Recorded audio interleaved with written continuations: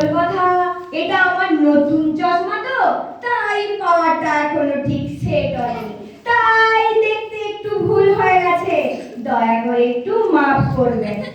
এখানে উপস্থিত বন্দিরা আর উপস্থিত আছেন এই মহিলা বাহিনী সংস্থার সভাপতি মানে আমি আর উপস্থিত আছেন সম্পাদিকা ঝুমঝুমি দাস, দুপাই খাড়া মহাশয়া, না না না মাফ করবেন, এক পায়ে দাঁড়া মহাশয়া, আর আছেন রুমা দেবী মহাশয়া, যিনি এই সংস্থা গড়ে তোলার জন্য ওনার সর্বস্ব খুইয়েছেন। ওনার আত্মবলিদান, ওনার জীবন বলিদান আমরা কখনোই ভুলব না, উনি অমর। কি বলছেন কি? আত্মবলিদান, জীবন বলিদান? আমি তো বেঁচে আছি আপনার চোখের সামনে, সশরীরে আপনি আমাকে মেরে ফেললেন। ও মাফ করবেন দিদিমণিরা, রুমা দেবী আমাদের মধ্যে জীবিত।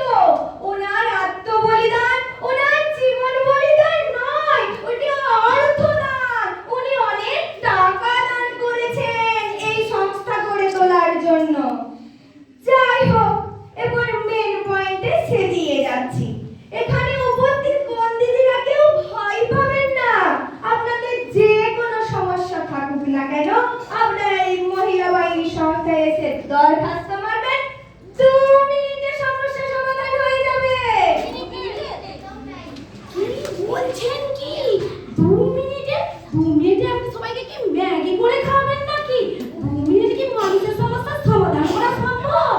ও মাফ করবেন, ওটা 2 মিনিটে নয়, ওটা 2 দিনের মধ্যেই সমাধান হয়ে যাবে। আপনারা এই মহিলা বাহিনী সংস্থায় এসে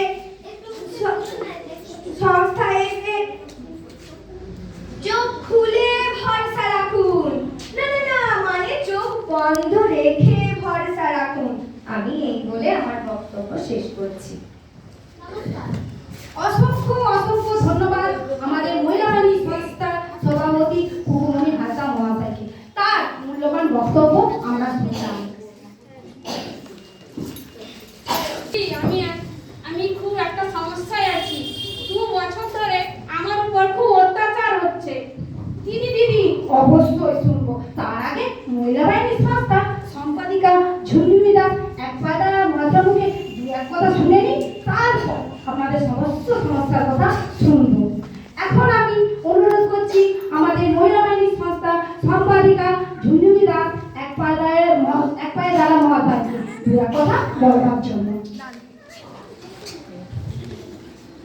নমস্কার, এখানে উপস্থিত সকলকে আমার যথাযোগ্য স্থানে যোগ্য সম্মান দিয়ে আমি 2 কথা বলবো।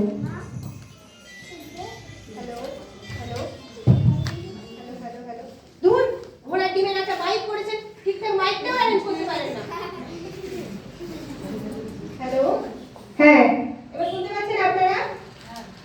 তো যেটা বলছিলাম, মহিলাদের উপর অত্যাচারের দিন শেষ।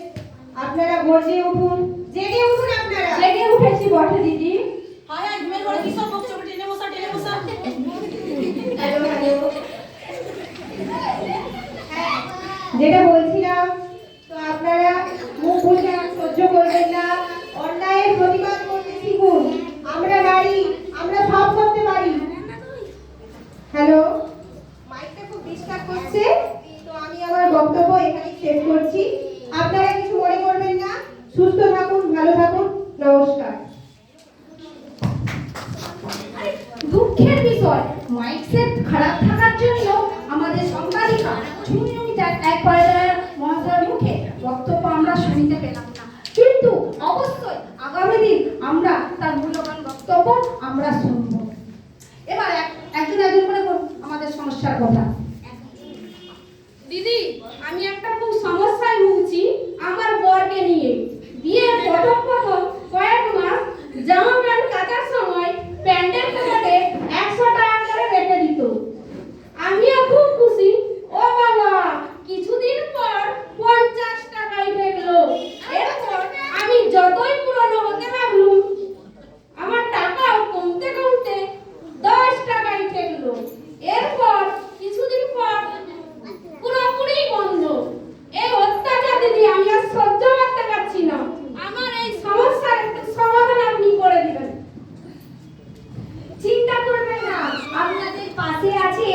মহিষাসুর বাহিনী সংস্থা। না না না, মানে এই মহিলা বাহিনী সংস্থা। আপনার স্বামীকে এই সংস্থা থেকে চিঠি করে অনুরোধ করা হবে যাতে উনি আগের মতো আন্ডার প্যান্টের পকেটে, না না না না, মানে প্যান্টের পকেটে 20 টাকা করে রাখা চালু করেন। যদি না উনি ওই সংস্থার কথা না শোনেন তাহলে এই কেস কোর্টে যাবে। আপনারা চিন্তা করবেন না, আপনাদের পাশে আছে কিন্তু সাথে নেই। না না না, সব সময় পাশ দেওয়ার জন্যই সাথে আছে। না না না, বিপদ থেকে উদ্ধার করার জন্যই সব সময় সাথে আছে। 20 টাকা? তাই ভালো, কিছু না বাদ থাকে তো ভালো। অনেক অনেক ধন্যবাদ দিদি। আর আরো কারো যদি কিছু বলবার থাকে একটু তাড়াতাড়ি বলুন। আমাদের মাননীয় সভাপতি সুকুমণি হাসদা মহাশয় একটু পরেই বেরিয়ে যাবে, তার অন্য আরেকটি জায়গায় সভা আছে। তাড়াতাড়ি একজন একজন করে বলুন। দিদি গো, কি আর বলবো, আমার মরদটাও আমাকে 1 টাকাও হাতে দেয়নি। যখন নতুন নতুন বিহাটা করে নিয়ে আইলো, ওকে খুশি করার লেগে কিছু পয়সা দিত। যবে থেকে লক্ষ্মীর ভান্ডার চালু হলো তবে থেকে আমার মরদের হাতে জলও ফেলেনি দিদি গো। মিথ্যে বড় উল্টে পটিয়ে পাটিয়ে আমার কাছ থেকে 200-300 করে ঝেড়ে নিচ্ছে দিদি। মিথ্যে কথা বলছি না, মারান গরু দিব্যি গেলে বলছি দিদি। এটা খুবই অন্যায়। স্বামীকে লক্ষ্মী ভান্ডার 1000 দিতে পারে, স্বামীকে তার স্ত্রীর হাত খরচা দিতেই হবে। এটা স্ত্রীর প্রাপ্য অধিকার। আপনি চিন্তা করবেন না, আপনাদের পাশে আছে, সঙ্গে আছে কেসি পালের ছাতা। না না না না না, এই মহিলা বাহিনী সংস্থা। দিদি ভাই, আমার ছাতা লাগবে না, আমার টাকা লাগবে। না না, ঠিক আছে, আপনার জন্য একটা ব্যবস্থা করা হবে। অনেক ধন্যবাদ। ঠিক আছে। আর কারো যদি সমস্যা থেকে থাকে তাড়াতাড়ি। দিদি, আমার সমস্যাটা একটু অন্যরকম। সারাদিন খাটাখাটুনির পর একটু আরাম করে টিভি দেখতে বসবো, সিরিয়ালটা উঠ কাচারিতে জমজমাট, মানে টান টান উত্তেজনা। ঠিক সেই সময় বর কোথা থেকে এসে ছো মেরে রিমোটটা কেড়ে নিয়ে খবরের চ্যানেলটা ঘুরিয়ে দিল। খবর দেখে যেন দেশ উদ্ধার করে ফেলবে। আরো একটা সমস্যা আছে দিদি, আমার বর যেদিন বাড়িতে থাকে ঘন্টায় ঘন্টায় চা করে দাও। কার মাথায় রাগ উঠবে কিনা, তবু তো মাথা ঠান্ডা রেখে 2 ঘন্টা ঝগড়া করি। ঝগড়া করে করে আমি রোগা হয়ে গেলাম দিদি। বিয়ের প্রথম কি সুন্দর চেহারা ছিল, এর একটা বিহিত চাই দিদি। আপনার সমস্যাটা একটু অন্যরকম, তবে বেশ জটিল। চিন্তা করবেন না, আপনার স্বামীকে আমাদের সংস্থা থেকে তলব করা হবে। ধন্যবাদ দিদি। আশা করি আপনার সমস্যা মিটে যাবে। নমস্কার, আজকের মতো এখানেই সভাকে ভেঙে গুড়িয়ে দেওয়া হলো। না না না, মাফ করবেন, মাফ করবেন। আজকের মতো সভা এখানেই শেষ করা হলো। আপনাদের কাছে হাত জোড় করে অনুদান চাইছি। না না না না, মানে অনুমতি চাইছি। একটা বিশেষ ঘোষণা, 14ই ফেব্রুয়ারি নররাক্ষস সেবার আয়োজন করা হয়েছে।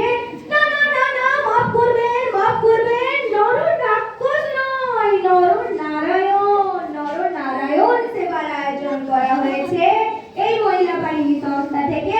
আপনারা সবাই আসবেন, এই বলে আমি কথা শেষ করলাম। মহিলা বাহিনী সংস্থা কি?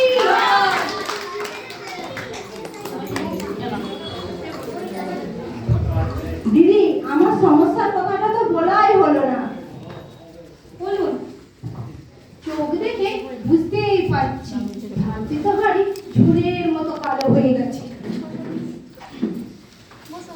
কি বলবো দিদি, রাতে ঘুমোতে যাব সেই সময় ঠিক চোখে ঘুমটা আসবে, সেই সময় আমার ঘরের নাক ডাকা শুরু হলো। সে নাক ডাকার কি বিভিন্ন আওয়াজ, কখনো ঘা ঘা করে, আবার কখনো বাঁশির সুরে, আবার কখনো কালকে ওঠে সাপের মতো ফস ফস করে। আর রাগের চোটে মাথার ক্লিপটা খুলে নাকে আটকে দিয়েছিলাম দিদি, তবুও নাক ডাকছে। তবুও নাক ডাকা কমেনি দিদি। ঠিক আছে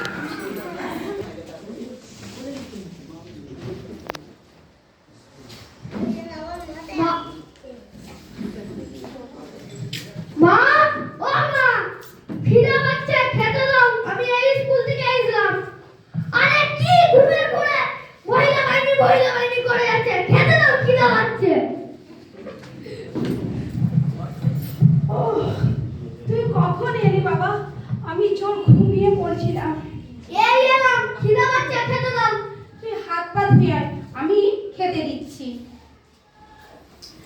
কি সব স্বপ্ন দেখছিলাম মহিলা বাহিনী কল্যাণী সংস্থা নিয়ে, এইসব স্বপ্ন কাউকে বলবার মতো না। এত সব চিন্তা আসছে মোবাইলে রিলস দেখার জন্য। ফোন ঘাটা এত ভালো না। আজ আমার জন্য আজ আমার ছেলেটা মোবাইল দেখা শুরু করেছে। আর নয়, আমাকে আজ বদলাতে হবে, তারপর ছেলেকে।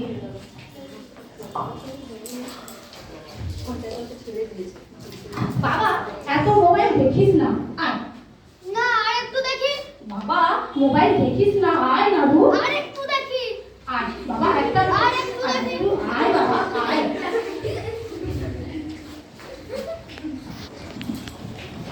বাবা, মোবাইল দেখে সময় নষ্ট করিস না, এত মোবাইল দেখা ভালো না। ঘরে এর থেকে ঘরে বসে খেলাধুলা কর, যোগ ব্যায়াম কর। তোদের শৈশবটা কোথায় যেন হারিয়ে যাচ্ছে। মোবাইল থেকে দূরে থাক বাবা, দূরে থাক। বড় হবার স্বপ্ন দেখ। আয়, মোবাইল দেখার দরকার নেই, তোকে একটা আজকে গল্প বলবো। আয়। সত্যি বলছো মা? হ্যাঁ রে বাবা নানি, তোকে আজকে গল্প বলবো। আমাদের একজন বিজ্ঞানী আছে, রাষ্ট্রপতি, তার নাম জানিস? হ্যাঁ, ডক্টর এপিজে আব্দুল কালাম। ঠিক বলেছিস। ওনার একটা সুন্দর গল্প আছে জানিস? না। ওনার একটা সুন্দর উক্তি আছে, তোকে আমি সেটা বলবো। বড় মানুষের বড় হবার স্বপ্ন, স্বপ্ন সেটা নয় যা তোমাকে ঘুমোতে দেয় না। স্বপ্ন স্বপ্ন সেটা যা তোমাকে ঘুমোতে দেয় না। এর মানে বিশাল বড়। আস্তে আস্তে বুঝতে পারবি বাবা। ভালো করে লেখাপড়া কর, পড়াশোনা কর, মানুষের মতো বড় হ। সব বাবা মাই চায় পৃথিবীর প্রত্যেক বাবাই চায় পৃথিবীর তার ছেলে প্রতিষ্ঠিত হোক।